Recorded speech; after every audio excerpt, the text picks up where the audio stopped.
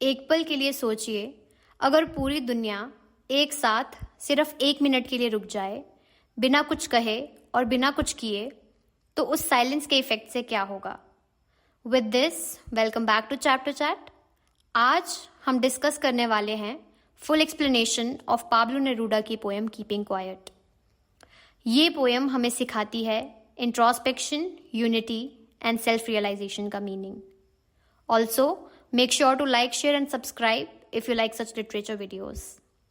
Okay, so now let's begin with the poet introduction. Pablo Neruda एक Nobel prize winning poet थे from Chile and उन्हें उनकी deep, emotional and thought provoking poetry के लिए जाना जाता है। उनके जो वर्क्स हैं उनमें हमें बहुत सारी थीम्स देखने को मिलती हैं, जैसे कि लव हो गया, पॉलिटिक्स हो गया and the human soul. Keeping quiet जो उनकी पोएम है, ये उनकी कलेक्शन एक्स्ट्रा वगेरिया का पार्ट है एंड ये फोकस करता है किस तरह से जो साइलेंस एंड स्टिलनेस है they can bring peace to the world. And जो कीपिंग क्वाइट है, ये उनकी एक बहुत ही फेमस पोएम है जिसमें वो हमें एक बार रुक कर अपने आप को समझने की एडवाइस देते हैं। Okay, so now let's begin with the poem summary. Detailed explanation की बात करने से पहले मैं आपको थोड़ा सा ओवरव्यू दे देती हूँ इस पोएम का। इस पोएम में जो पोएट हैं वो कहते हैं कि अगर हम थोड़ी देर के लिए चुप हो जाएं, किसी भी लैंग्वेज में बात ना करें और ना ही कोई काम करें, बस 1 सेकंड के लिए रुक जाएं या लाइफ में एक थोड़ा सा पॉज ले लें, तो हम अपने आप को, अपने वर्ल्ड को और एक दूसरे को ज़्यादा बेटर वे में समझ पाएंगे। ये पोएम हमें inner peace and global unity का मैसेज देती है। Now let's begin with line by line explanation of the poem.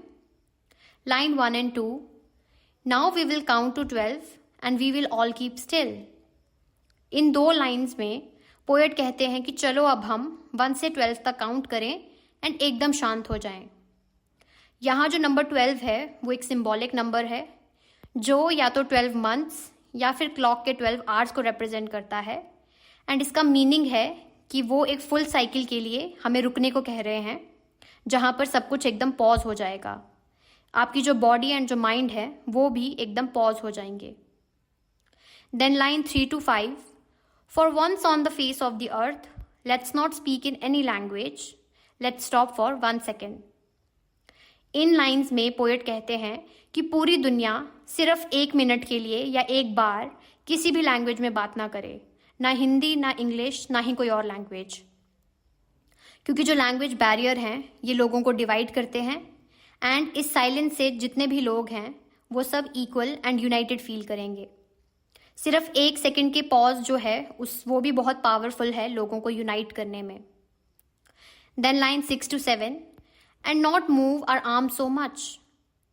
Poet यहाँ कह रहे हैं कि हम अपने हाथों से कोई भी एक्टिविटी ना करें, ना कोई काम करें, ना कोई वायलेंस करें और ना ही कोई जेस्चर शो करें, सिर्फ पूरी तरह से एकदम शांत और एकदम स्टिल हो जाएं। Then lines 8 to 12, it would be an exotic moment, without rush, without engines. We would all be together in a sudden strangeness। Poet इस मोमेंट को एक्सोटिक मतलब कि एक अजीब पर बहुत ही सुंदर मोमेंट कह रहे हैं। इसमें कोई ट्रैफिक नहीं है, कोई इंजन, कोई हसल नहीं होगा, सब एकदम पीसफुल होगा और कोई भी शोर शराबा नहीं होगा।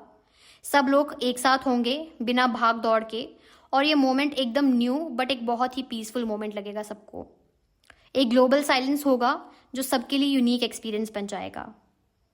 Then lines 12 to 15, fisherman in the cold sea would not harm whales and the man gathering salt would look at his hurt hands. यहाँ जो पोएट है वो नेचर और वर्कर्स की बात कर रहे हैं।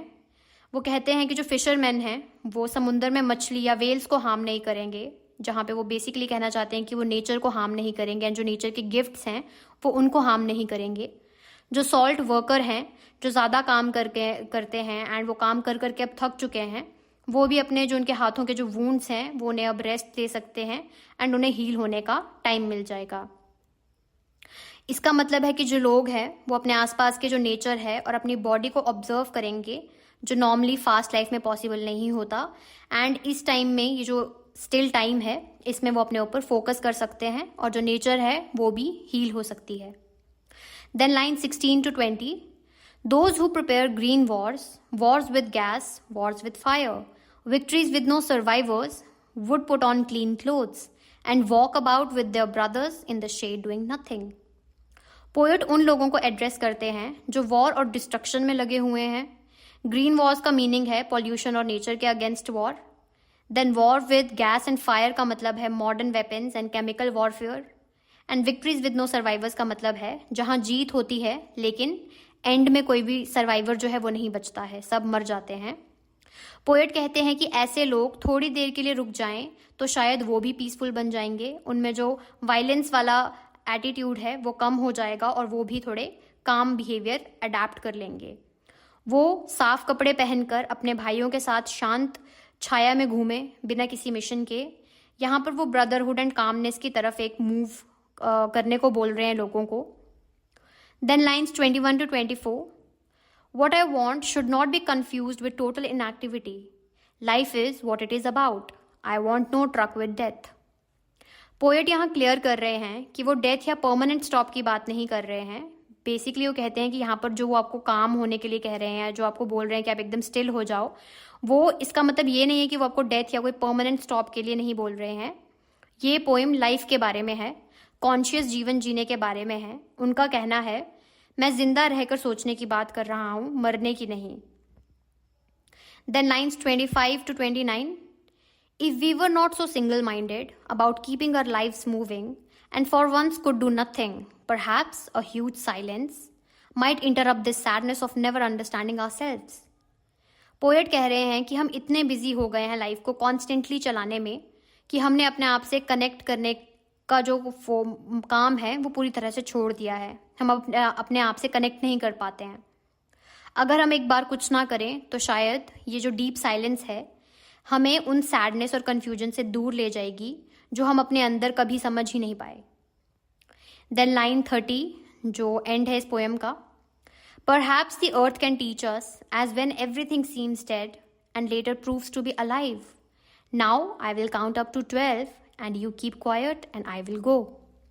पोएट कह रहे हैं कि अर्थ से भी हम सीख सकते हैं. जैसे विंटर में सब कुछ डेड लगता है लेकिन स्प्रिंग में सब वापस से जो है वो बहुत ही लाइवली एंड बहुत ही हैप्पी हो जाता है. ये जो साइलेंस है ये भी टेम्पररी होगी. खामोशी के बाद ज़्यादा बेहतर लाइफ हो सकती है. आखिर में पोएट कहते हैं अब मैं वापस 12 तक काउंट करूंगा, तुम एकदम चुप रहो और मैं यहाँ से चला जाऊंगा. यहाँ पर जो पोएट है वो अपना मैसेज देकर शांत हो जाते हैं और बाकी सब हम पर छोड़ देते हैं. So this was all about the detailed explanation of the poem. जो ये पोएम है कीपिंग क्वाइट, ये एक बहुत ही सिंपल बट एक बहुत ही पावरफुल मैसेज डिलीवर करती है. दैट इज कभी कभी चुप रहना और लाइफ में छोटा सा पॉज लेना बहुत ही ज़्यादा इम्पॉर्टेंट है. पोएट कहना चाहते हैं कि हम सब लोग अपनी इस बिजी लाइफ में इतने ज़्यादा उलझे हुए हैं कि ना ही तो हम अपने आप को समझ पाते हैं और ना ही दूसरे लोगों को, और साथ में हम नेचर को भी रिस्पेक्ट नहीं देते. अब ये पोएम हमें सिखाती है कि एक छोटी सी साइलेंस हमें सेल्फ रियलाइजेशन का मौका देती है. जब हम कुछ नहीं करते तब हम सोचने लगते हैं. लैंग्वेज, रिलीजन और नेशनैलिटी के डिफरेंसेस साइड में रख के हम सब एक इंसान बन जाते हैं. अगर हम वायलेंस और डिस्ट्रक्शन को एक मोमेंट के लिए भी रोक दें तो पीस पॉसिबल है. पोएट ये भी क्लियर करते हैं कि वो डेथ या इनएक्टिविटी की बात नहीं कर रहे हैं, वो सिर्फ कह रहे हैं थोड़ा रुक जाओ, सोचो और फिर बेहतर जीना सीखो. ये पोएम हमें बताती है कि साइलेंस सिर्फ खामोशी नहीं होती, वो एक अपॉर्चुनिटी होती है खुद को समझने की और दुनिया को चेंज करने की.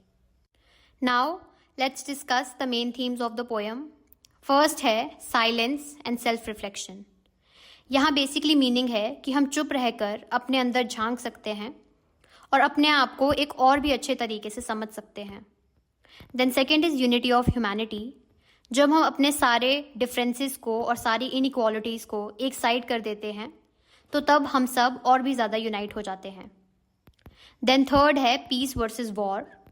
यहाँ पर इसका मीनिंग है वॉर से कुछ नहीं मिलता, जो पीस है वही हर चीज़ का सॉल्यूशन है and that is the real solution. Then fourth है इन्वायरमेंटल अवेयरनेस, जिसका मीनिंग है नेचर को हमें बिल्कुल भी हार्म नहीं करना चाहिए एंड हमें नेचर की रिस्पेक्ट करनी चाहिए क्योंकि नेचर हमें बहुत सारी चीज़ें प्रोवाइड करती है and we should be grateful for that. Keeping quiet में बहुत सारे लिटरेरी डिवाइसेस का यूज़ किया गया है. फॉर एग्जाम्पल एनाफोरा है, देन सिम्बॉलिज्म है जो नंबर 12 है, उसे एज अ सिंबल यूज किया गया है. देन एलिट्रेशन है, इमेजरी है एंड पैराडॉक्स है. So friends, this was all about the detailed explanation of the poem Keeping Quiet. And आपको क्या लगता है, क्या साइलेंस सच में सॉल्यूशंस प्रोवाइड कर सकती है? कमेंट्स में ज़रूर बताना. And if you like this video, make sure to subscribe and share this with your friends. And I'll see you in the next video. Till then, take care.